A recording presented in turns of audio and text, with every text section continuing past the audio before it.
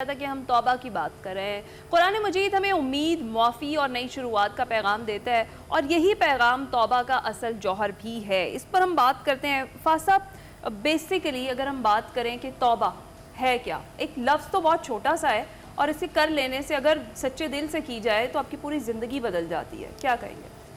بسم اللہ الرحمن الرحیم۔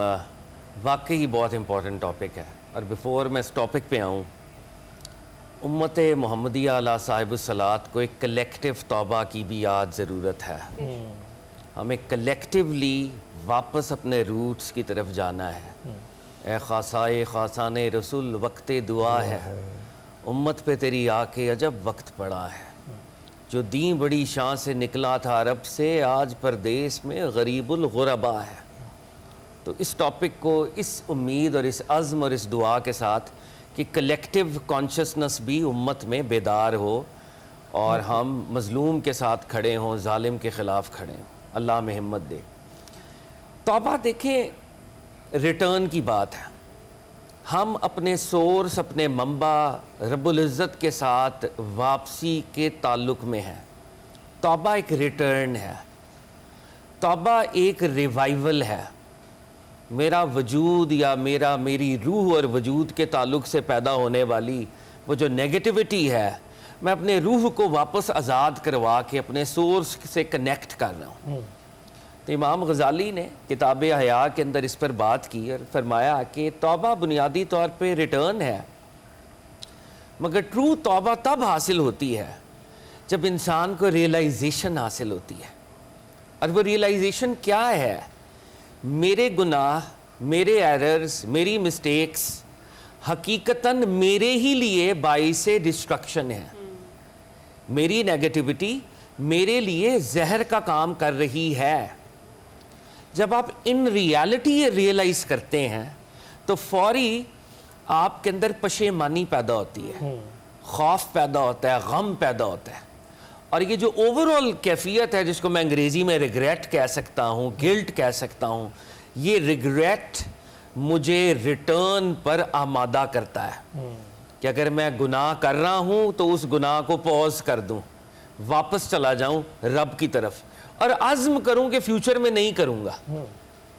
یعنی توبہ کے اندر there are a few hours, there is a revival, there is a realization, and of course there is a return, there is an intent for a permanent return that I'll be connected with Almighty Allah, come what may۔ تو یہ توبہ کی فلسفی ہے۔ اب اس میں جو important بات ہے وہ یہ ہے کہ توبہ امید کے ساتھ جڑی ہوئی ہے۔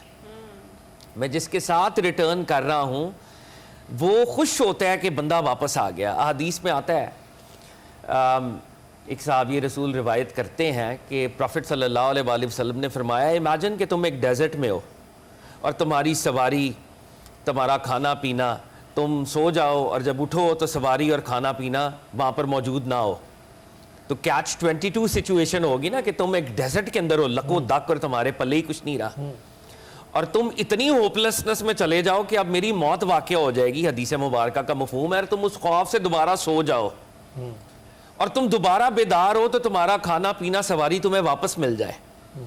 تو جو خوشی تمہیں پیدا ہوتی ہے، جو جوئے تمہیں ملتا ہے، رب العزت کو اس سے بڑھ کر جوئے ملتا ہے جب کوئی گناہگار اس کے پاس آ کر توبہ کرتا ہے۔ This is the message of hope۔ سیدنا ابو ہریرہ رضی اللہ تعالیٰ عنہ فرماتے ہیں، سرکار دو عالم نے فرمایا، رب العزت نے جب کائنات کو خلق کیا، حدیث مبارکہ کا مفہوم، تو اپنے عرش پر لکھ دیا کہ میرا رحم میرے غضب پر بھاری ہے۔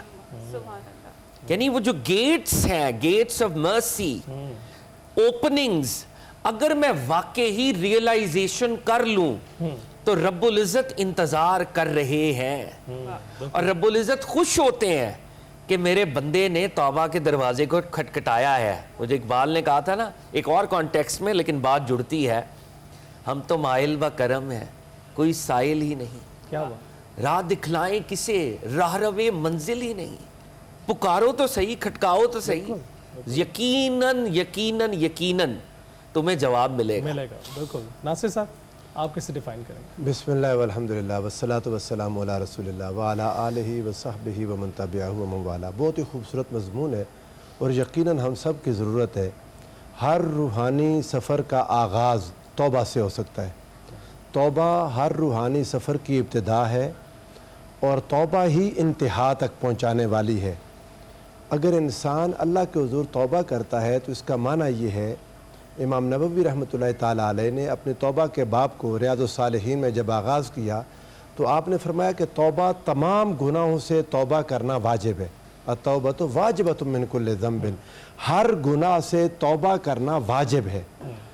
گناہ یا تو حقوق اللہ میں ہوگا یا حقوق العباد میں ہوگا. اگر حقوق اللہ میں سے کچھ کم کیا تب بھی توبہ ہے، گناہ ہو گیا، اور اگر حقوق العباد میں سے کچھ کم کیا تب بھی گناہ ہے، توبہ لازم ہے. فرماتے ہیں کہ اگر گناہ حقوق اللہ سے متعلق ہوا تو اس کی شرائط 3 ہیں. وہ یہ ہے کہ سب سے پہلی چیز یہ کہ انسان اپنے آپ کو اس گناہ سے دور کرے، ڈسٹنٹ کرے. جو گناہ ہوا تھا اس گناہ کو ختم کرے. اس کی 100 مثالیں ہیں. اگر کسی کے پیسے آپ کے پاس آ گئے، اگر آپ نے کوئی نماز نہیں پڑھی ہوئی تو اس کو ادا کریں. کوئی روزے چھوڑ دیے ہیں تو ان روزوں کو ادا کریں. زکوٰۃ ادا نہیں کی تو اب زکوٰۃ ادا کریں. پہلے اپنے آپ کو گناہ سے دور کریں. دوسری چیز یہ کہ پھر وَأَن يَنْدِمَ عَلَىٰ فِعْلِهَا، دوسری چیز یہ ہے کہ اس گناہ کے کرنے پر نادم ہو جائیں، پشیمان ہو جائیں، ندامت کی آگ پر اپنے آپ کو پکائیں، روئیں دھوئیں، شرمندہ ہوں. اور پھر وَأَن يَعْزِمَ أَلَّا يَعُودَ إِلَيْهَا أَبَدًا، تیسری شرط یہ ہے کہ عزم کر لیں، ڈٹرمن ہو جائیں کہ میں دوبارہ یہ گناہ کبھی نہیں کروں گا. اس عزم کے ساتھ اللہ سے معافی مانگیں تو یہ آپ کی توبہ ہوگی. اور فرماتے ہیں اگر بندے کا حق متعلق ہے تو پھر ایک چوتھی شرط یہ آ جائے گی کہ اس بندے کو بھی راضی کریں. گویا معلوم یہ ہوا کہ اللہ کے حق میں اگر کمی کر دی تو توبہ کی شرائط 3 ہیں. اگر کوئی بندہ بیچ میں آ گیا تو توبہ کی چوتھی شرط وہی بندہ ہے کہ اس کو بھی راضی کرنا ہے. اب اگر ایک انسان جو اللہ کے حضور گناہ سے توبہ کرتا ہے، یہ بات تو یاد رکھنی چاہیے کہ توبہ جب تک سورج مغرب سے نہیں طلوع ہو جاتا تب تک توبہ قبول ہے. توبہ کا دروازہ کھلا ہوا ہے، اور یہ بڑے نصیب کی بات ہے کہ توبہ کا دروازہ کھلا ہے ہر انسان کے لیے. اب یہ تو ہے ایک اجتماعی طور پر کہ توبہ کا دروازہ کھلا ہے جب تک آقا علیہ الصلوۃ والسلام فرمایا سورج مغرب سے نہیں طلوع ہوتا. اب پرسنلی ایک انسان کے لیے کب تک توبہ کا دروازہ کھلا ہے؟ ایک انڈیویجول کے لیے وہ کھلا ہے جب تک اس کی روح اس کے نرخرے میں نہیں آ جاتی. ایک انسان کی جب تک روح نکل کے اس کے نرخرے میں آ جائے اس وقت اگر کوئی توبہ کرے گا تو توبہ قبول نہیں ہوگی. لیکن اگر انسان کی روح جسم میں موجود ہے، جتنے بھی اس نے گناہ کر لیے، جتنے بھی گناہ کر لیے، صدق کے دل سے اللہ کی طرف لوٹنے کا ارادہ کرے، رب ذوالجلال معاف فرما دے گا. حضور نبی کریم صلی اللہ علیہ وآلہ وسلم نے ارشاد فرمایا کہ اللہ رب العزت تمہاری توبہ سے خوش ہوتا ہے. کل ابن آدم خطاء، ہر حضرت آدم علیہ السلام کا ہر بیٹا گناہ گار ہے، اولاد گناہ گار ہے. وخیر الخطائین التوابون، بہترین گناہ کرنے والے وہ ہیں جو توبہ کرتے ہیں، جن کے بارے میں رب ذوالجلال فرماتا ہے والذین اذا فعلوا فاحشۃ او ظلموا انفسهم ذکروا اللہ، جن سے گناہ ہو جائے، اپنی جان پر ظلم کر بیٹھیں تو اللہ کو یاد کریں، فاستغفروا لذنوبہم، پھر اپنے گناہوں کی معافی مانگیں، اس یقین کے ساتھ کہ ومن یغفر الذنوب الا اللہ، گناہوں کو معاف کرنے والی ذات فقط اللہ کی ہے. وہ جب اللہ کی طرف لوٹ کر آتا ہے، ڈھیروں ڈھیر گناہ لے کر آ جائے، جتنے بھی گناہ لے کر آ جائے، 50 60 70 سال کے گناہ لے کر اللہ کی بارگاہ میں آئے، اگر اس کی توبہ قبول ہو گئی، اگر اس کی توبہ قبول ہو گئی تو ملے گا کیا؟ رب ذوالجلال فرماتا ہے فَأُولَٰئِكَ يُبَدِّلُ اللَّهُ سَيِّئَاتِهِمْ حَسَنَاتٍ، اس کے سارے گناہ نیکیوں میں بدل دیے جائیں گے. آپ اندازہ کریں، رب ذوالجلال نے صرف گناہ معاف نہیں فرمائے، گناہوں کو معاف فرما کے اتنی نیکیاں دے دی جتنے اس کے گناہ تھے. اور حدیث پاک میں آتا ہے قیامت کے دن بندہ اگر اپنے ایسے گناہوں کو دیکھے گا جو نیکیاں بدل گئیں تو کہے گا کاش میرے اور بھی گناہ ہوتے جو نیکیوں میں بدل گئے ہوتے.